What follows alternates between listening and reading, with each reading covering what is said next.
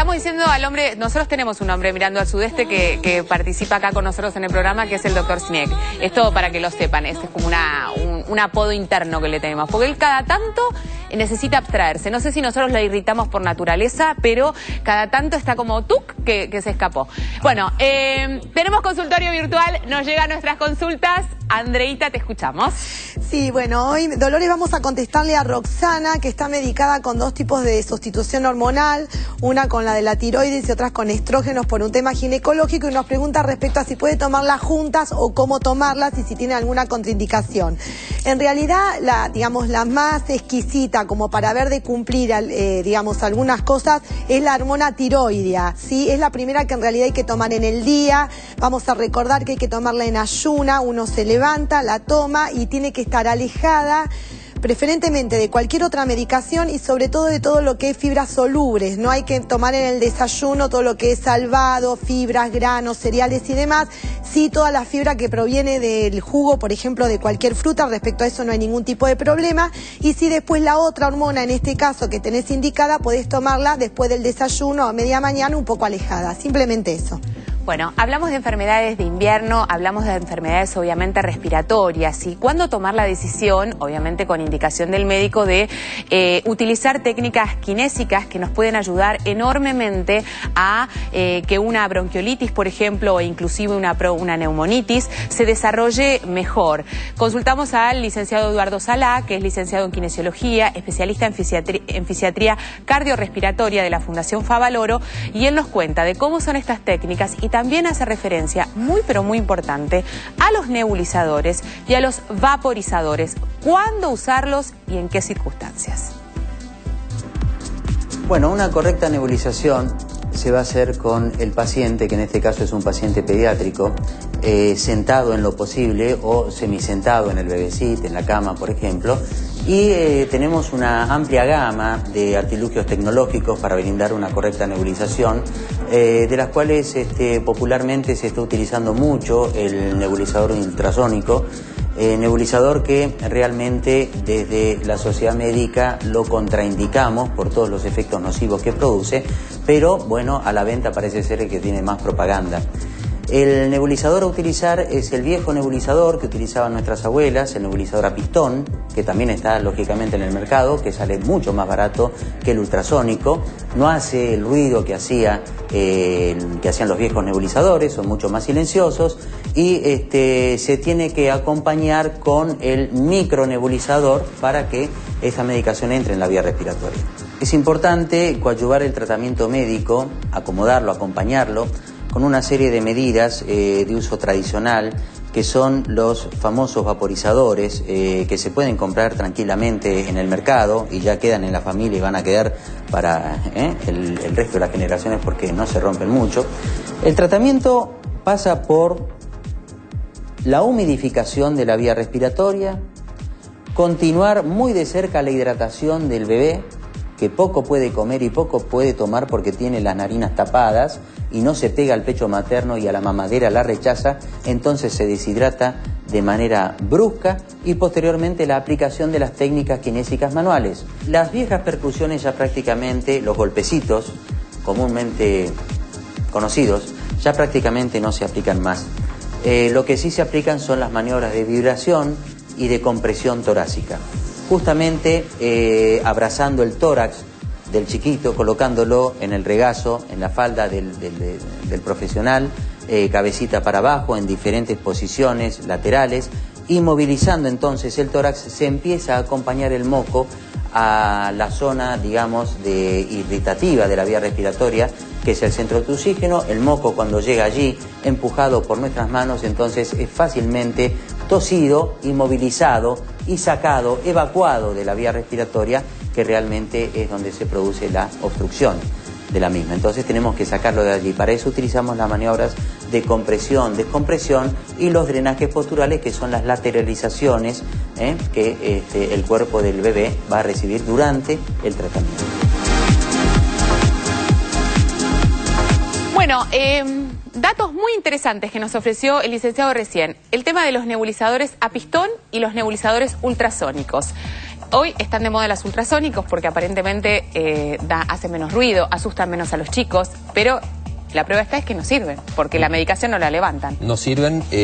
Por otro lado, el tamaño de las gotitas es muy pequeña y le puede hacer mal a los bebés. En realidad, el ultrasónico es un invento que en un momento revolucionó, pero hoy se sabe que los nuevos nebulizadores a pistón no hacen el ruido de los viejos nebulizadores. Los chicos no se asustan tanto tampoco. Pero aparte, si no sirve, no sirve, porque lo cierto es que uno lo nebuliza para que la medicación ingrese a... Para vehiculizar las drogas que a veces hacen falta, que se ponen en los nebulizadores, no sirve el ultrasónico porque funciona por una vibración de una placa, levanta la molécula de agua, pero no puede levantar la molécula de la droga. ¿Por qué los pediatras no lo dicen eso? ¿Por qué? ¿Puedes decir? Yo digo que siempre el mío lo dice. Creo que estoy haciendo eso. No, ya sé, pero te quiero decir que no es muy común, porque en general, todas las mamás, cuando tenemos que comprar un nebulizador, no prestamos esta atención. Por eso es que insisto con este mensaje, que a la hora de comprar... Lo que pasa es que también hay que tener en cuenta algunas cosas. En el viejo nebulizador a pistón, más o menos tiene una vida útil de unos 5 años, no es que dura eternamente, como todo motor, pues sufre desgaste. Lo que hay que ver es que más o menos la nebulización de unos 5 centímetros se nebulice en 5 a 10 minutos. Cuando dura más de 20 minutos es porque el nebulizador ya no está funcionando, ya hay que ir y comprar otro. ¡Qué bueno! Creo que me he pasado 40 minutos nebulizando y los chicos te dicen, mamá, conté hasta 100, volví a contar hasta 100 y vos seguí para verte, es una lucha. Igual, para vehiculizar drogas, hoy se está usando la aerocámara, que lo vamos a hablar en otro programa y vamos a ver bien qué es y cómo se usa. Exacto, porque viene a suplantar esta posibilidad o no. Lo averiguaremos en un ratito. Hablamos del monóxido de carbono. Insisto que esto es un tema que por ahí no nos afecta, no tenemos tos, no tenemos mocos, no tenemos fiebre, pero sí es una situación muy, pero muy riesgosa y muy grave y hay que tomar las medidas preventivas adecuadas. ¿Por qué, Guido? Porque es un gas, como decías, incoloro, inodoro, insípido, no te das cuenta, y cuando los ambientes están mal ventilados y la combustión es incompleta, ¿qué ocurre? Ocurre que empieza a acumularse monóxido. El monóxido es un gas muy tóxico porque desplaza el oxígeno de nuestra hemoglobina, que es la que nos transporta oxígeno a todos lados, pero se une 200 veces más fuerte. Entonces no lo podés desplazar. Entonces, ¿qué pasa? Eso genera que la oxigenación de todo el organismo empieza a disminuir. Y cuando empieza a disminuir la oxigenación, empiezan los síntomas. Los síntomas que pueden ser dolores de cabeza, mareos, confusión, náuseas, vómitos, hasta incluso, depende del grado de intoxicación, cuadros de hasta pérdida de la conciencia e incluso un paro respiratorio. Ahora, yo digo esto porque cuando uno se entera es porque falleció. Claro. No es porque tuvo el mareo, la náusea, el dolor de cabeza. Y por eso es tan importante recordar estos síntomas como síntomas de una posible intoxicación. Porque la gente no asiste a un centro de salud, piensa que forma parte de lo que puede estar sintiendo ese día, se sigue sometiendo a ese ambiente, va a dormir a la noche y al otro día no cuenta el cuento. Y se empieza a acumular, y después hay también un trastorno de intoxicación crónica, que la gente se pone más irritable, se pone con menos reflejos. Entonces tiene que ver con otros temas de intoxicación crónica con el monóxido de carbono. Entonces, es verdad lo que voy a decir, no, tengo un poquito de náuseas, tengo un poquito de mareo, y será porque, no sé, tengo contractura, no sé, comí algo que me cayó mal. En realidad, es la permanente incorporación de este monóxido en ambientes que están cerrados. Hagamos también una aclaración, no solamente este monóxido viene por los calentadores a gas que podemos tener ubicados en casa, sino la utilización de las cocinas, Guido, que muchas veces son medios de calentamiento de las casas. El horno prendido, por ejemplo. Inclusive los baldes con el brasero, con carbón, que también es muy peligroso. El brasero, las chimeneas, la gente que pone algún leño en las chimeneas, todo lo que es combustión incompleta, que lo mismo que la llama amarilla, que eso genera más monóxido de carbono. Así que esto es... ¿Cuándo la llama está bien y cuándo la llama está mal? La azul llama está azul, bien. Y cuando empieza a quemar mal es porque está amarilla. Exactamente. Entonces, un tema importante, ventilar los ambientes. Hay que permanentemente ventilarlos para que no esté en ese momento. Hay que dormir con ambientes ventilados, ¿sí? Hay que Y otra cosa importante, no prendamos el motor del auto en lugares cerrados, porque el monóxido que sale del auto también intoxica, y muchos, incluso en autos que son más viejos, que meten el monóxido dentro de la cabina del auto, también intoxica a los chicos y a los adultos. Dos cosas, tratar de calefaccionar los ambientes durante el día si tenemos este tipo de combustión, y si es posible apagarlos durante la noche. Y si no, siempre algo abierto, una rendija abierta, ¿no? Siempre para que entre. Como digo yo, una media que se engancha en la ventana, de manera tal de tener la ventana abierta toda la noche. Así es. Bueno, otros problemas del invierno tienen que ver con la garganta, tienen que ver con los oídos, por eso hemos invitado al doctor Fernando Landini, que es otorrinolaringólogo de la Sociedad Argentina de la Voz. Faringitis y laringitis a repetición permanente que aparecen en esta época del año. ¿Qué tienen que ver con el tiempo o tienen que ver con las alergias? ¿Cómo le va, doctor? Hola, bienvenido. ¿qué tal? Gracias por la invitación. Bueno, llega el invierno, llega el frío y llegan los dolores de garganta. Es algo muy habitual en esta época. La mayoría es por el cambio de temperatura y todas estas patologías, el 90% son virales. Es muy difícil llegar a un diagnóstico etiológico. Lo más importante es la prevención y cumplir el tratamiento. ¿Y cómo se previene uno? Y la prevención, muy bien lo dijeron al principio del programa, hay muchas cosas que fueron cambiando. Por ejemplo, lo de estornudar y toser siempre con el brazo y no con las manos, porque nosotros con las manos vamos, tocamos el picaporte, tocamos diferentes cosas y lo único que pasamos son los diferentes virus. Y lo muy importante es tener el reposo en el tratamiento. Es una enfermedad que ninguna droga nos va a mejorar el tiempo de evolución. Entonces, lo más importante es tener un buen reposo, cumplir la enfermedad. ¿No? Cuando uno tiene una laringitis no necesita, porque digamos, estamos hablando por ahí de cuadros más severos y hablamos también de los chicos que tienen una laringitis y que necesita ser medicado, porque si no, se nos ahoga. Pero depende del tipo de laringitis. Por eso. La mayoría de los cuadros hoy en día, en esta época, son banales. El problema es si uno no cumple con el reposo suficiente, esa laringitis, esa faringitis puede pasar a una complicación, a una sinusitis, a una laringitis más crónica. Entonces, por eso es importante lo del reposo. Después, es importante que cada uno... O sea que los dolores de garganta no vienen porque no usamos bufanda. No, porque esto también es otro mito. Me cuido la garganta significa me cuido, protejo contra el frío. Porque esto también es un concepto que yo había empezado el programa haciendo referencia. La confusión entre si los virus de esta época del año tienen que ver con el frío o tienen que ver con que son virus que aparecen en esta época del año, que dan vueltas por el aire y que obviamente a través de determinados mecanismos ingresan a nuestro organismo y nos enferman. Lo que pasa es que nosotros también en esta época estamos más susceptibles. O sea, nosotros cuando nos abrigamos porque hace frío estamos cuidando nuestras mucosas. Es un irritante. El frío, o sea, si nosotros no tomamos las medidas necesarias con el frío, estamos con más posibilidades de agarrar cualquier virus que anda dando vuelta. Igual que el cigarrillo. Si nosotros fumamos, tenemos una alteración de las mucosas. Entonces esa mucosa va a estar más susceptible a cualquier cosa que anda dando vuelta. Y más si no tenemos un estado de nutrición importante o si tenemos alguna depresión. Todo lo que nos baja las defensas, estamos más susceptibles a cualquier enfermedad. Sabemos que todo esto está hiperconectado, ¿no? Lo que nos pasa en la garganta muchas veces repercute en nuestros oídos y puede afectarnos. El moco que puede bajar, como usted hacía referencia recién, y puede complicarnos a otro nivel, o puede subir o irse para el costado, no sé, porque no estudié todavía anatomía, y puede afectar los oídos. ¿Cuándo nos empezamos a alertar respecto a esta cantidad de otitis que empiezan a suceder por año, por ejemplo, para tener una referencia? Uno puede tener una otitis porque una infección, por no haber tomado el repaso correspondiente, en fin, por no haberse cuidado correspondientemente, tiene 2 otitis, 3 otitis por año, 4 otitis por año. ¿Esto es un valor de alarma? Sí, o sea, en los chicos es una de las patologías, es una de las consultas más frecuentes son las otitis. Lo que primero tiene que hacer el paciente es ver si hay una otitis. O sea, lo importante es que no se quede con hay un dolor de oído, le duele el oído. O sea, cuando el dolor de oído por una otitis hay que todos los cuadros de faringe, laringitis pueden dar dolor de oído, porque como vos bien dijiste, la mucosa es la misma.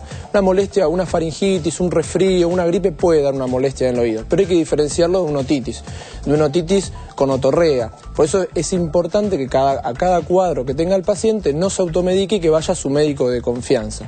O sea, la repetición de las otitis pueden ser por varias causas, por eso hay que tomar cada caso en particular.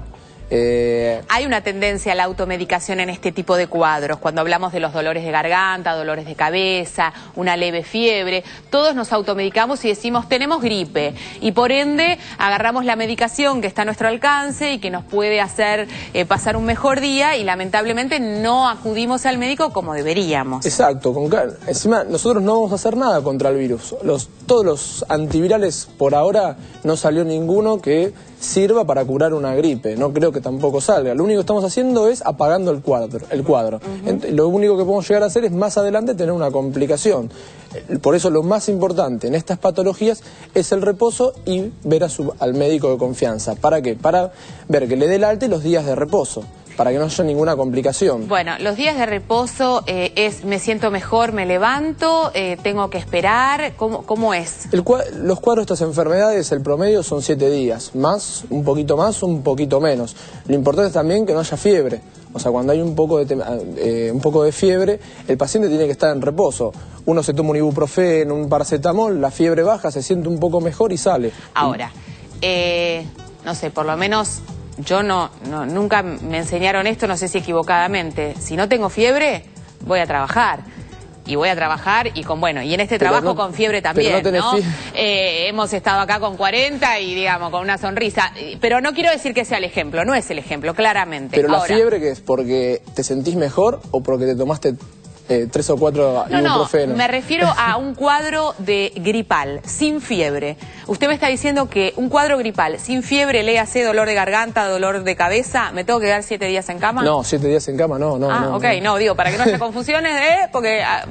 Y después otra cosa importante que capaz la salteamos, que es con las laringitis. Sí.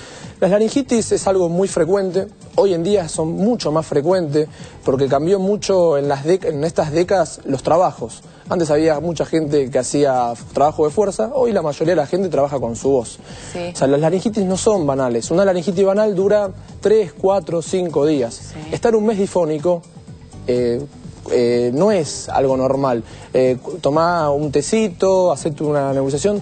No es normal estar un mes difónico, porque hay muchas otras patologías que podemos encontrar y estamos perdiendo un montón de tiempo en diagnosticarlas. Claro, lo minimizamos cuando en realidad podríamos estar hablando de otra patología. Exacto, si duran 3 o 4 días y una vez es algo normal, porque es una irritación de la mucosa. Un poco de reposo y hidratar las mucosas y seguramente van a andar bien. Pero hay muchas veces que esas patologías pasan ese tiempo, están un mes y las tratamos como si ya va a pasar. Y lo único que estamos haciendo es perdiendo tiempo. Fenómeno. Tenemos mensajes, Roberto, escuchamos. Alejandra de Villalugano tiene un hijo de 15 meses. El año pasado le dieron 2 dosis de vacuna N1H1, una en un mes y otra al mes siguiente. Este año le dijeron lo mismo. Ya se dio la primera, pero escuchó que era necesaria solamente una dosis. ¿Se lo pueden aclarar? Sí, Sergio, se lo puedes aclarar, muy importante. Claro, lo que pasa es que el año pasado la vacuna que se daba era solamente la H1N1 en forma obligatoria. Este año la vacunación es la trivalente. Esto quiere decir que es contra el H1N1 y contra 2 tipos más de influenza. Como el año pasado se dio la H1N1 y no se dio las anteriores, este año, al ser la trivalente, se tiene que dar 2 dosis. Otro mensaje, Robert. Patricia, de Villa de Mayo. Su hijo tiene 18 años, pero no lo pueden vacunar porque es alérgico. ¿Hay algún método alternativo? Esto, a ver, alérgico, es raro. ¿Hay personas alérgicas que no resistan una vacuna? Tiene que ser una anafilaxia, o sea, una alergia muy importante que le haya ocasionado una reacción importante en dosis anteriores. Uno nunca sabe si va a ser alérgico o no a la vacuna. Son casos excepcionales. Si es una persona muy alérgica, al ir a vacunarse tiene que explicar eso y se van a tomar algunos recaudos, como por ejemplo que se quede luego de vacunarse durante aproximadamente 1 hora en el centro de vacunación a la espera si hay alguna reacción. Exacto. Yo tengo mi perro salchicha, ustedes ya saben, que es es alérgico a las vacunas, ¿eh? ¿Se están muriendo de risa? No, es verdad. Y lo tengo que dejar, se hincha como una pelota así, y la realidad es que le tienen que dar un corticoide para poder ser vacunado. Por ahí pasa con los seres humanos. Un pez globo, exactamente, se transforma en un perro salchicha pez globo. Bueno, se queda, doctor, no se asuste, son cosas que pasan estos en el programa, son vivencias que todos tenemos. Hacemos una pequeña pausa, estamos de vuelta en un minuto, ya venimos.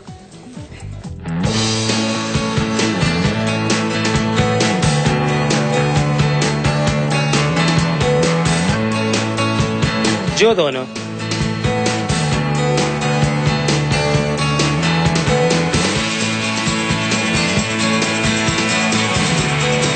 Él necesitó.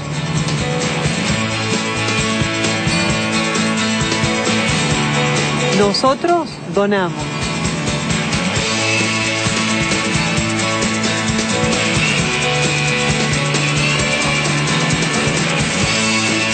Yo necesité.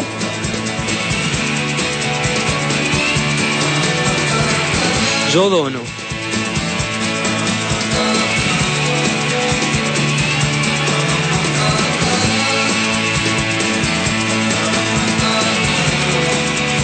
Unite a la donación voluntaria de sangre. Banco de Sangre, Universidad Nacional de Córdoba. Llámanos al 0351-433-4121. ¿Sabías que toda actividad médico-asistencial tendiente a obtener, clasificar, utilizar, administrar, custodiar y transmitir información y documentación clínica del paciente debe observar el estricto respeto por la dignidad humana y la autonomía de la voluntad, así como el debido resguardo de la intimidad del mismo y la confidencialidad de sus datos sensibles?